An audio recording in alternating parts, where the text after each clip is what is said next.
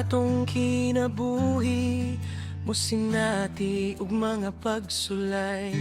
Usahay adunay kasakit, usay adunay kalipay. Kabala ka kahadlok ug pagduha-duha, kining tanan ato nang masinatian. Mga bagyo sa kinabuhi, ang tanan may katapusan. Saad sa Dios dili kita biyaan, sa bisan unsa nga katalagman. Moabot man ng problema, tawag sa Dios ug salig kaniya. Kay kining mga pagsulay magpabili ng molahutay. Sa Dios lamang isalig ang tanan, diha kaniya dunay tubag ug kapahulayan. Itugian ang tanan nimong mga kabalaka, kay siya ang mosapnay sa imong mga problema.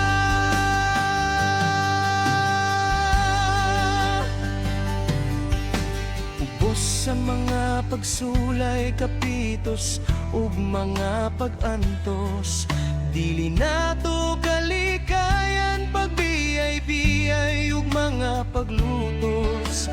Mutabon man ang kangit-ngit, mga kapug-at ug kasakit, isalig lang sa Ginoo ug lig-on na imong pagtuon. Sa Dios lamang isalig ang tanan, diha kaniya dunay tubag ug kapahulayan. Itugian ang tanan nimong mga kabalaka, kay siya ang mosapnay sa imong mga problema. Sa Dios lamang isalig ang tanan, diha kaniya dunay tubag ug kapahulayan. Itugian ang tanan nimong mga kabalaka, kay siya ang mosapnay sa imong mga problema. Sa Dios lamang isalig ang tanan, diha kaniya dunay tubag ug kapahulayan. Itugian ang tanan nimong mga kabalaka, kay siya ang mosapnay sa imong mga problema.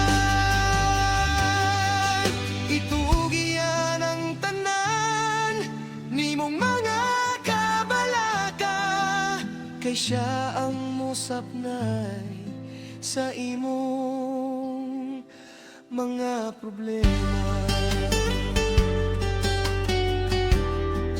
Kay siya ang mosapnay sa imong mga